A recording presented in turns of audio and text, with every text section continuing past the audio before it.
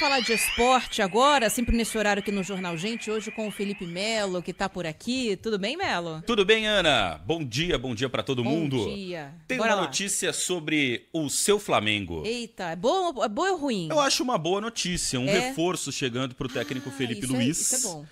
O Saúl Ñíguez, jogador do Atlético de Madrid, espanhol, tá chegando no Flamengo. O Flamengo acertou nesta terça-feira a contratação do espanhol de 30 anos, que estava emprestado ao Sevilha, tem contrato com o Atlético de Madrid e está chegando ao Brasil para assinar contrato com o rubro-negro por 3 temporadas. No Flamengo ele vai reencontrar o Felipe Luiz, com quem jogou por 4 temporadas ao lado. Agora o Felipe Luiz vai ser o chefe dele. O Saúl é o novo reforço do Flamengo, jogador de 30 anos, espanhol, que chega ali para, quem sabe, ser também uma peça importante depois da saída do Gerson, né, que foi para o futebol da Rússia.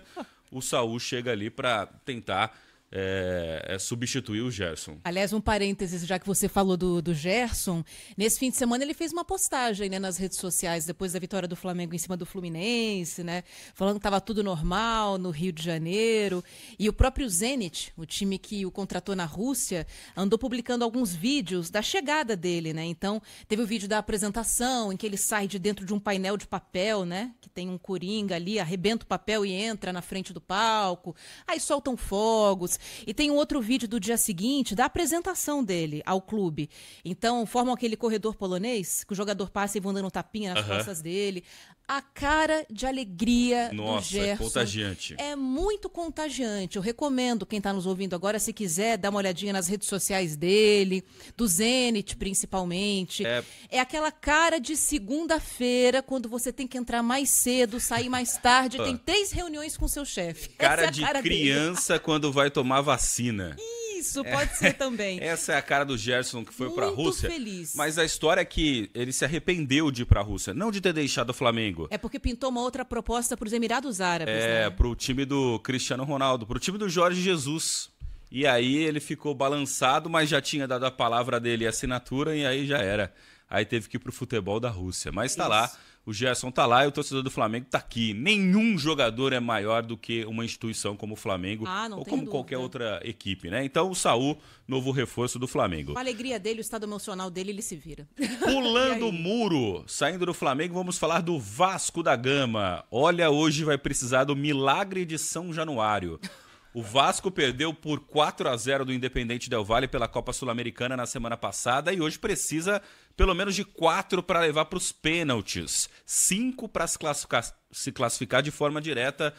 O Vasco não ganha uma partida de 5 gols de diferença desde 2023, quando venceu o Resende pelo Campeonato Carioca. Então um jogo muito difícil, mas o técnico Fernando Diniz diz que está confiante.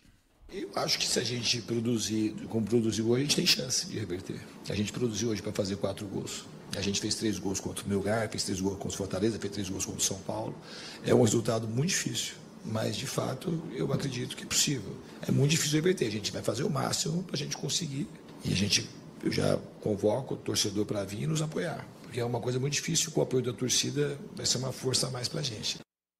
Esse apoio da torcida realmente o Vasco vai ter, né? A torcida do Vasco é uma torcida que vem sofrendo nos anos 2000, né? O último grande time que o Vasco teve foi em 2011, 2012, quando o Vasco foi campeão da Copa do Brasil, disputou o título brasileiro com o Corinthians e teve aquela fase de quartas de final contra o Corinthians na Libertadores da América, né? Aquele jogo em que o Diego Souza perdeu o gol, que seria da classificação do Vasco, o Corinthians acabou vencendo e depois foi campeão do mundo, né? E o Vasco era um dos favoritos brasileiros, foi o último grande time do Vasco da Gama, depois só sofrendo o torcedor do Vasco. Quem sabe hoje, hein? Imaginem uma reviravolta, esse é muito legal para o torcedor vascaíno. E o Rogério Ceni, o técnico do Bahia, fala hoje do jogo do Bahia. O Bahia joga contra o América de Cali, às 9h30 da noite também, no mesmo horário do jogo do Vasco, pela Copa Sul-Americana. A primeira partida ficou tudo igual, então a tarefa do Bahia é um pouco mais fácil, mas o jogo é fora de casa. Alô, Rogério, é você. Então vamos revisar todos os jogadores, ver como cada um se encontra, o risco de lesão de cada um, para preparar um time que também é um jogo muito importante da Sul-Americana.